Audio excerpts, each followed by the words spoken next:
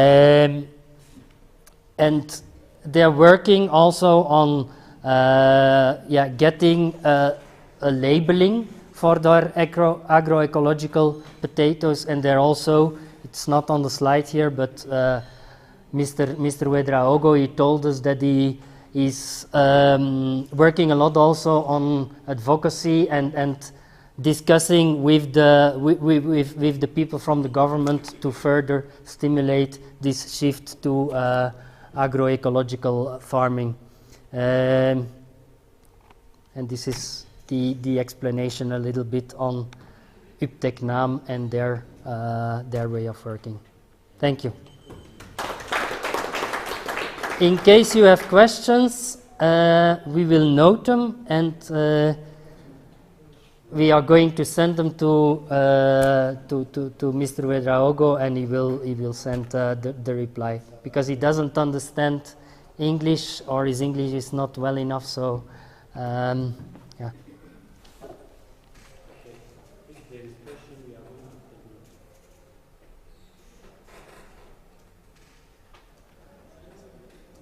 Yes.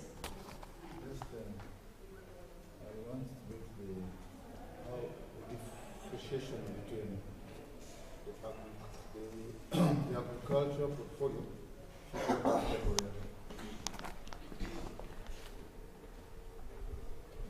Financial condition agriculture and the agroecology. Mm-hmm. That portfolio in terms of, I don't know what the product design in terms of how do you differentiate those two?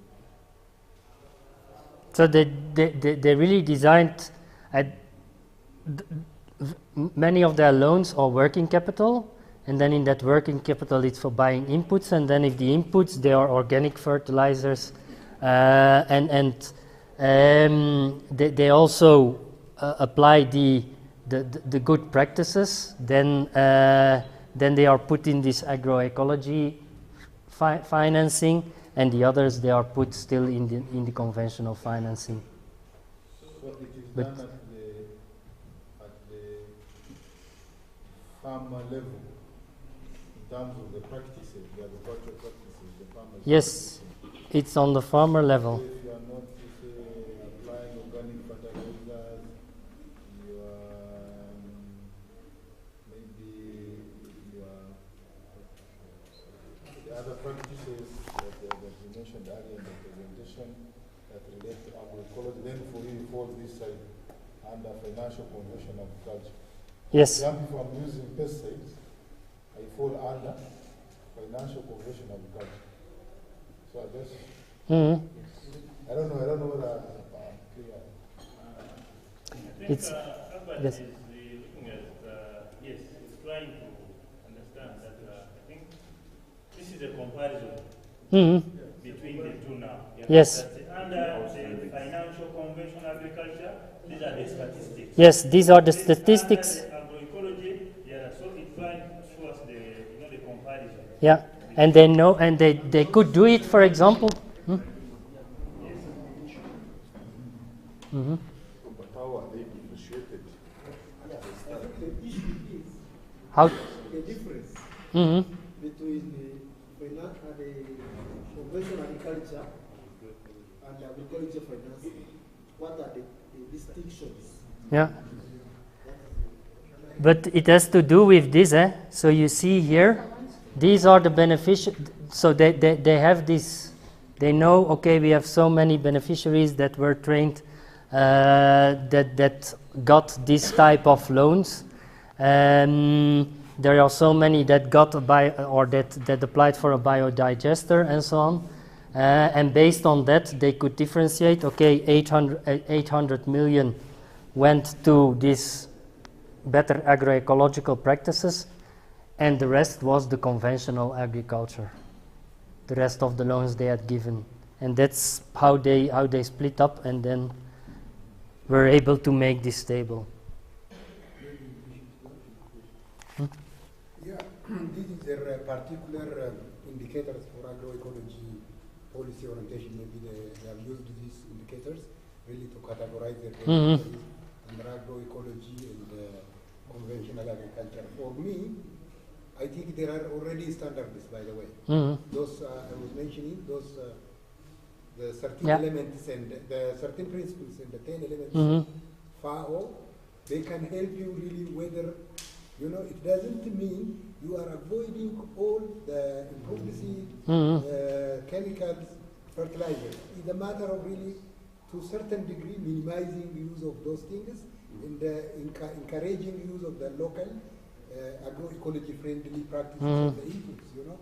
That way, if you really read those principles and elements, it will give you a very good insight. This is one thing. The other thing is, there are already like ECAT, yesterday we were studying for finance management. There are a lot of tools for really categorizing which one is really, even for investment appraisal. High level appraisal tools are also prepared to check whether certain investment, certain activity, certain practice is falling under friendly or in conventional. Yeah, in fact, what you mentioned now, I remember from a microfinance institution that BRS also used to work with in Togo, where at the moment the client does a loan application, it's also a mandatory field that needs to be that needs to be filled in on whether it is following these standards or not. Exactly. There are tools for Yeah. Yes. I tend to imagine that that comes from the point of the product, the loan product design. And there should have been certain features that informs the type of the product. And of course the features come from the purpose for the financing. What is the purpose for the loans? Like how also supports it. I think there are certain principles that are put into account to design the product. So okay, once someone comes with the purpose of probably acquiring such kind of inputs, or certain to improve on certain practices at a farm, then he qualifies for that product. Then he's good to go, and then encourage him to maybe do more around that. Just like how you design your products back here. There are certain products that are in between bordering commercial products and the agricultural products.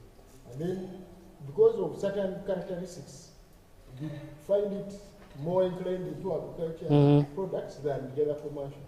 So I think that is where it is coming from. Maybe this is a example. We have customers that we are financing who are taking money for biodigester. Then we also find that customer giving them solar, and they are also getting the organic manure, biosilary, from the biodigester, which they use it to grow pasture, but also put in their plantain plantations. So would we be right to categorize such a loan as an agroecology loan? It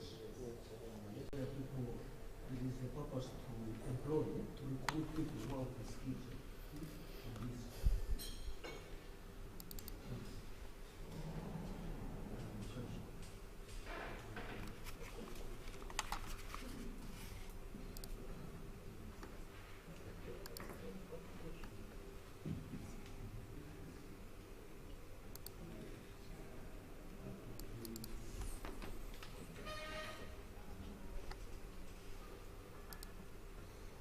So,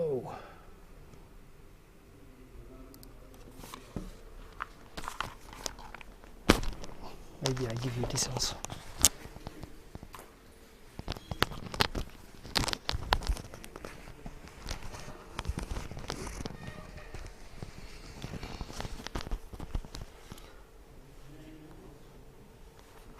Thank you, Bart, and good morning once again.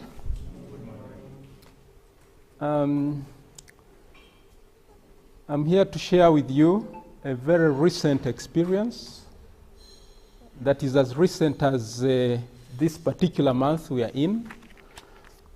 And we've reached this milestone, all thanks to the partnership that exists between HOFOCAM and TRIAS.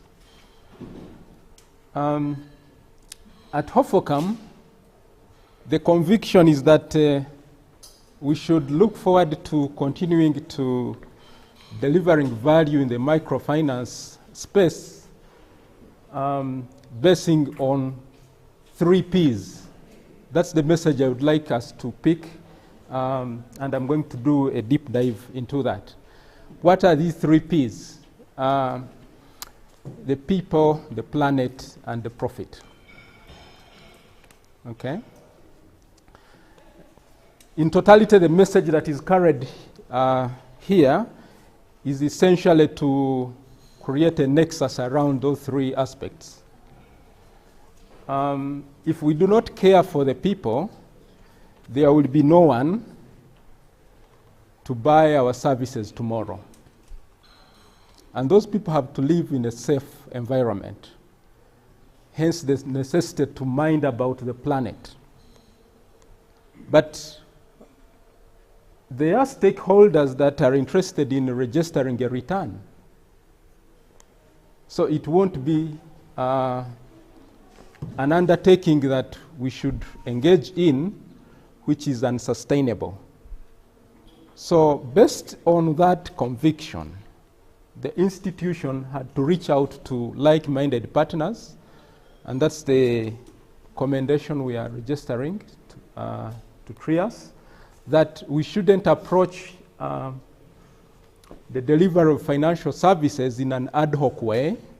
We would rather start from a point of being guided by a strategy, and the strategy goes by the name Green Finance Strategy. So it runs from this very year we are in, and stretches to 2027, because we wouldn't wish to see the strategy overlapping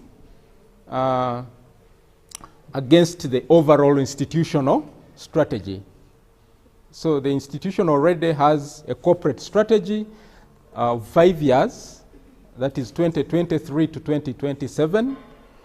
And in that bigger strategy, there is recognition of the fact that one of the focus areas is to green the products that the institution is focusing, and that aspiration must be guided by a clear strategy to do it.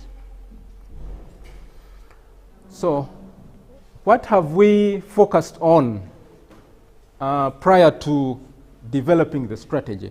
We needed to bring the conversation into context by acknowledging whether there are any benefits that arise if any institution, HOFOCAM being one of those, decides to green their portfolio. So I think this speaks to the conversations we've been having since this conference started,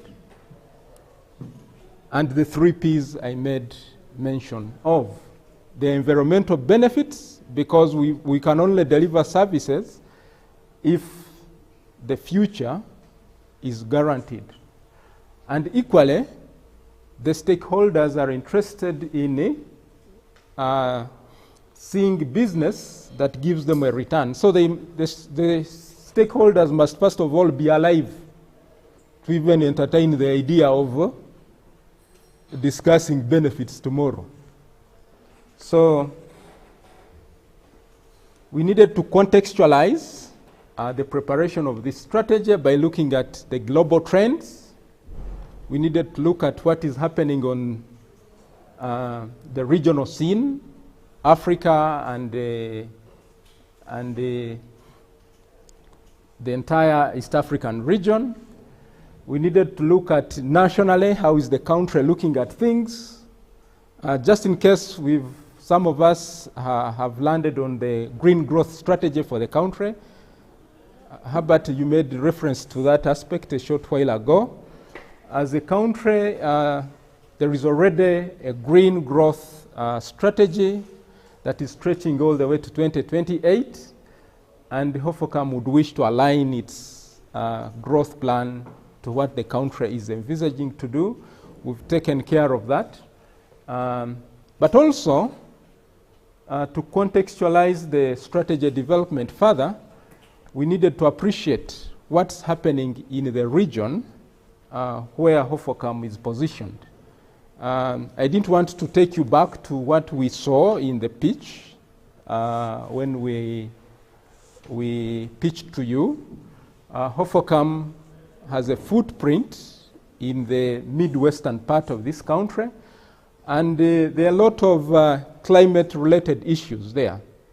We've funded clients only to turn up the next day and find that their gardens have been submerged by water.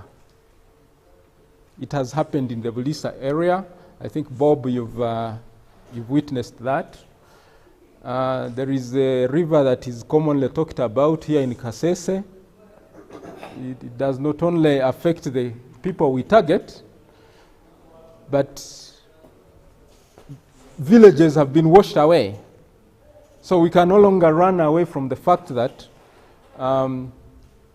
appraisal should go beyond what we have traditionally done and stretch to acknowledgement of the environment itself, what is happening in there. So all those aspects have been consolidated into this strategy.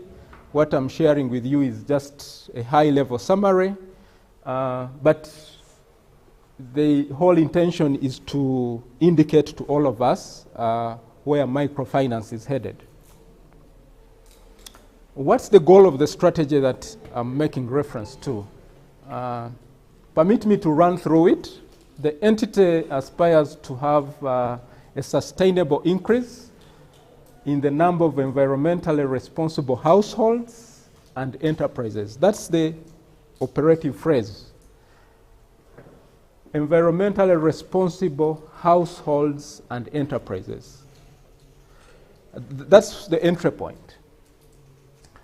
As we provide green finance products and services, and the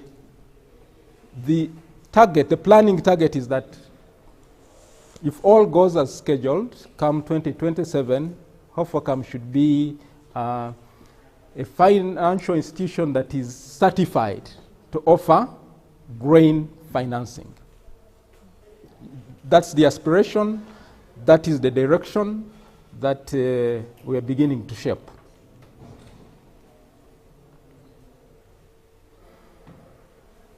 Since we are going to share, I think, all this content, I'll try to be time conscious, but we have come to a point of specifying a set of concise objectives, 8 in number. Out of the 8, I will pick out one that is to achieve up to 37.6 billion of the entity's portfolio being classified as green finance portfolio. That is a target that we are trying to work towards, and we hope that kicks off this very year we are in. Out of the 8, I could also pick out the other measurable goal. That should be, let me go for 2, that the clients we are setting out to serve, in terms of head count or numerical counting, we need to track them in the existing management information system and recognize them as real actors that are running green enterprises. And the number we're putting to that is around 23,000. So I wouldn't wish to read verbatim all this, but the message is that there is a clear and concise set of objectives that this strategy is laying on table. The action areas are in outreach. We want to begin now reclassifying, undertaking M&E on the understanding that we need to count which of the enterprises we are funding and which of the households we are reaching to is engaging itself in a green enterprise selection and management. The other important area is harnessing green partnerships to increase funding. I wish to draw your attention to a contextual issue that the HOFOCAM we are talking about is an entity that is founded and wholly owned by the Catholic Church. And we know the values of the Catholic Church. Okay? So it's not going to be possible to reach out to the men of the cloth, as we prefer to call them, the bishops. And we say, okay, we've stimulated demand, we've developed products, now bring money and we satisfy demand. Yes, on one hand, that is possible, but it doesn't come easy as you would expect, and also from your knowledge of the operations of the Catholic Church. So the only way to live up to these aspirations is to nurture partnerships, raise the required resources in order to deliver on this strategy. The other action area is to rework, most importantly, the credit policies and procedures, with a view to bringing in the climate smart agriculture principles, which we may decide to rename as agroecological financing, if you may. Back at office, we've been using a different terminology, climate smart agriculture. Mr. Kosa, you may wish to reconcile the two. Are we discussing two different concepts, or they are the one and the same? So in the wording of the instrument we've come up with, we are making reference to climate smart agriculture. Those are some of the insights that we came to pick, such that we are resonating with what everybody is speaking about.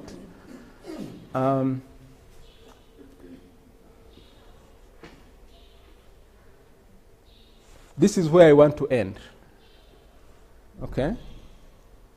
Any strategy that should work should pay attention to enablers for its execution. So in terms of what will make this strategy work, rather than keeping it as a beautifully printed and bound book, it will require of us to define a concise set of performance indicators, which we have done. We'll want to understand more about the risk profile of what is in the various value chains that define agriculture as a sector. We've gone ahead to resource our risk function and tasked the same function to come up with a good enterprise risk management framework, but specifically looking at risk management. We've also done profiling of institutions, particularly non-governmental institutions and research institutions like Jared's. Yes, much as you will read our strategy and find that government is one of the key actors that we cannot divest ourselves from relating with, but their speed of doing business is slower. We would want to run with the Jared here, with the Enable. We are beginning to have bilateral conversations with Carol and the other actors in the region that are particularly having a footprint in environmental management and conservation. We have a long list of those, such that they can complement us, because our expertise is in financing rather than a full range of what is in natural resource management, in agroecology, and so on and so forth. So we feel that element will enable us get this strategy off the table and have it actualized. Next time we meet, we'll have statistics. Okay? This was just to get the governance framework right and proceed from an orderly kickoff point. We have enumerated several strategic actions, one of which we've already shared with Rogers, that we need to take forward, because one of the outputs of this, of our presence here, is to network, and we hope we can have a conversation that will lead to implementation. I thank you, and I invite us to have deeper interaction beyond what I have shared. Thank you.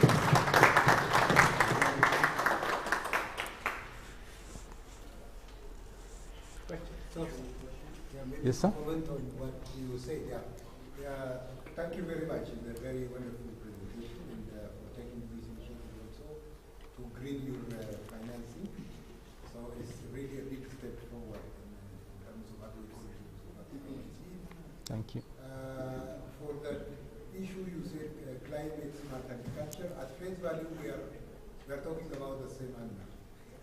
There is no problem. But how we address climate and how we understand climate smart agriculture may differ for different categories of people. People who are coming from corporate agriculture or conventional agriculture, they say we fail.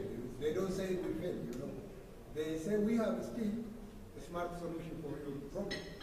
You know, like for instance, when you are complaining about pest-resistant chemicals, they tell you that we will modify the crop to the pests that you are complaining about. And when you tell them that, oh, the moisture stress is a problem, we have still short maturing varieties that we can bring in. So for me, it's not only really coping with the problem, sovereignty is also an important issue, by the way. How sovereign we are.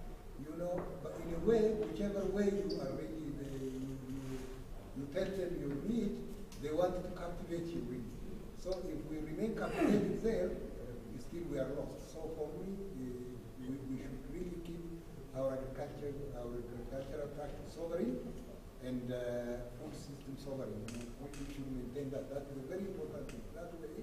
So for me, how I propose is how can we really restock our existing local varieties for the seed, so that resistant seeds, you know, there are practically proven seeds that are resistant to drought, resistant to really heavy rain, and the different mechanisms of really planting those crops, which really fit to the changing environment also. On one way, we manage really the climate change itself. On the other, we can also have our own solution from local. I think there is where maybe we differ. Thank you. Thank you. That will go a long way in helping us understand the concept much better, and eventually, hopefully, implementation will be smoother. Yes, Valentina? Thank you.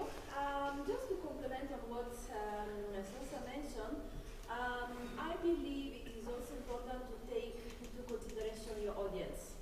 For the people in the field, we sometimes use it, we understand when we talk about agroecology, sustainable agriculture, climate-smart agriculture, that at the end of the day, they share the same value. But sometimes, especially interacting with smallholder farmers, when I take out the concept of agroecology, it is like they don't understand me very well. while when I talk about climate smart agriculture, it is, they can get me. So I believe, I don't know, some of this your experience, you should also tailor to your audience, because in this context, we can discuss about agroecology transition. But for clients, for farmers, I still will continue using the term of climate smart agriculture, green agriculture. But I don't know what is your point here. Yeah, of course, yeah, contextualizing is a very important thing. Actually, you start from the potential of the area where you are operating, so their understanding is also very important. That's how I simplify properly. I appreciate that. The message is usually received depending on how you communicate it. So we can look for what will appeal to which audience. Okay, Bob, you had an input? Yes. Well, yeah, I just want to learn more from you along this process. Because one of the challenges we actually have is at some good products, especially when we look at the smaller farmers, is having the right products in place, but also, especially when we look at the Agri-Finance products, but also adoption of the benefits. And then it's a very good process to learn from you how you need to encourage treat the right kind of platform. Because I'll give an example of irrigation. We talked about irrigation technologies, which is a very good stuff. But the challenge we face is we find that, well, yes, we can have the irrigation products in place, but how about the smaller farms? I will share an example of what happened. At some point we said, well, we are looking at the group level, there's a group which was close to the stream. And we said, well, you can have the pump as a group, and they go on the stream, and then utilize the water from the stream to get their crops. And so they were upstream. So now they go their pump, and they start the irrigation. So when they were irrigating, now because of the limited water in the stream, they cut off the people downstream from accessing water. So now the people downstream started complaining they are not getting water. This is not the case. The other water has been diverted into the gardens of the. So I don't know whether we have to also look at all these issues and context.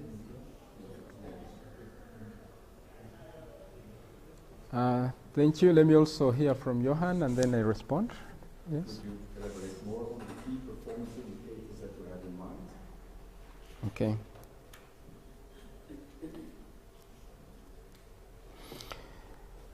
Okay. Even as the strategy, the ink begins to dry up, because I said it's as new as this month, there are lessons and deliberate actions already taking root. One of which is reviewing our loan application forms to include issues of environmental analysis. And we are, in line with that, we've developed a checklist to help our frontline officers be able to resonate with what the strategy is looking for. I'll give an example. When we talk about a green finance product, the mind will quickly go to maybe trees. But you forget that there is a typical retail shop, maybe a car repairing outlet out there that is not minding about disposal of the waste from that particular undertaking. So we want to encourage the clients we are serving to demonstrate to us their waste management plans before we can disburse to them. And if we do that, we believe we shall even have greened what are presently running as ordinary business loans. Okay? If I must sweep around the shop, am I disposing the rubbish or the waste too? Okay? So it will have dual benefits. They will start operating from environmentally clean environments, but also achieving the objective of caring for, not only for themselves and getting the margins they are looking for, but caring for the people who are coming to buy the products, including our officers who are going there to do the appraisal. So those are some of the initiatives we are beginning with. Now, in terms of KPIs, one of the direct ones is being able to track the number of businesses across a wide spectrum of sectors that are fulfilling the requirements we are putting in our appraisal checklist. And of course, it will require of us to make adjustments in our management information system, and that conversation is already taking place in collaboration with the ABI Trust. How we can update our monitoring and evaluation intention, but helped by our core banking system. We wouldn't wish to have this data captured at application level, but then it remains unprocessed. It should be keyed into the MIS, and then we generate reports directly from the management information system. There are a couple of other indicators. I would be. Do you already have a certain percentage in mind for the one that you were referring to right now? Yes, we've set a number that we are targeting for this year. That is 23,000 households. Yes, Robert?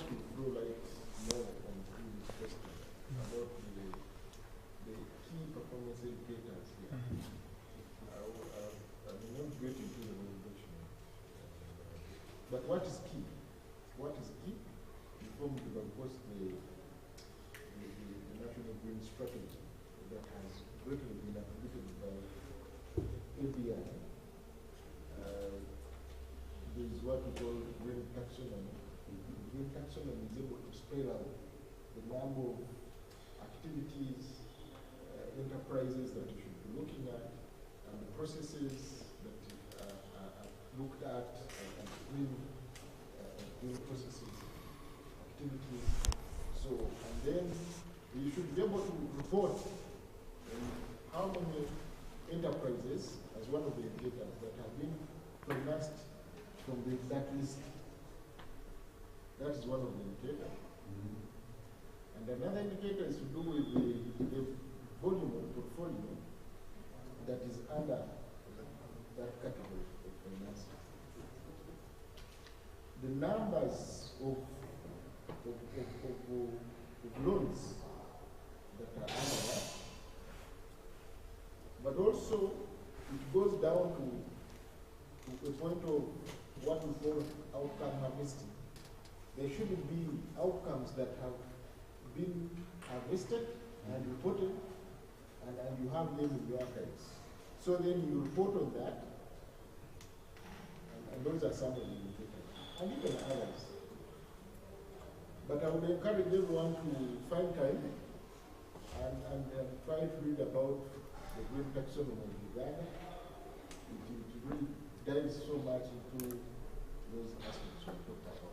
And once you begin it from there, then you know what it means by how you should be prepared to walk that journey.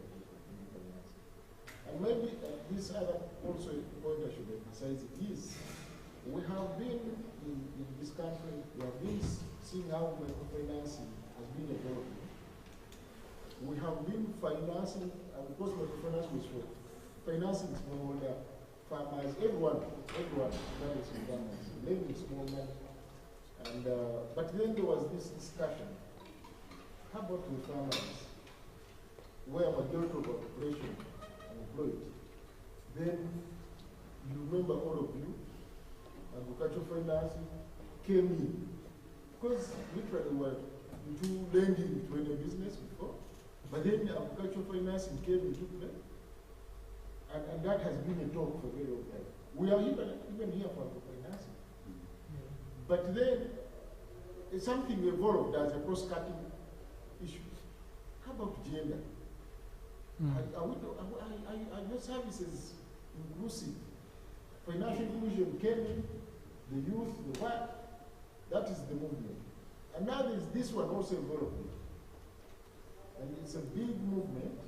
We're on about greening your services. What are the green financial services you have?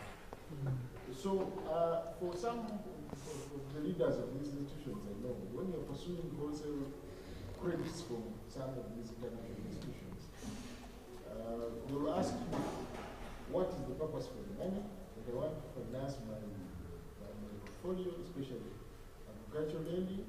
And then they'll ask you, do you have an agricultural lending strategy? That I know, you see, I have products that, no. That has been a question. Do you have a strategy? And if it's not, then it's a question of whether you have it or not, or you're funding you, then you're funding another. Equally here, for purpose of strategizing your business, you need to be able to have a roadmap, a guide on what you talk about. Having a loan product in place does not necessarily mean you have to focus, because there are other elements you must be taking care of, and there are aspirations that should be guided in the strategy. Yeah. Over to you. Thank you, Robert. And thank you once again for bringing up the green finance taxonomy. The benefits anticipated from that are one, that there will be a standardized set of indicators which can uniformly be interpreted across the industry. But internally, we are already gearing ourselves to improve our reporting module, like I pointed out, such that our system can generate the reports for analysis and further decision making. Yes.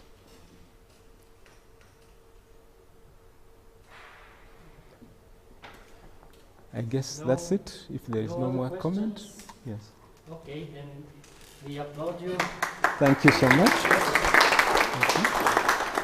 And we welcome our last presentation of the workshop, which is on green financing here at Sacco. I think you're going to bring it. I will do the summary of the summary. Perfect. Did you change it? Did you change it? No? No? Robert.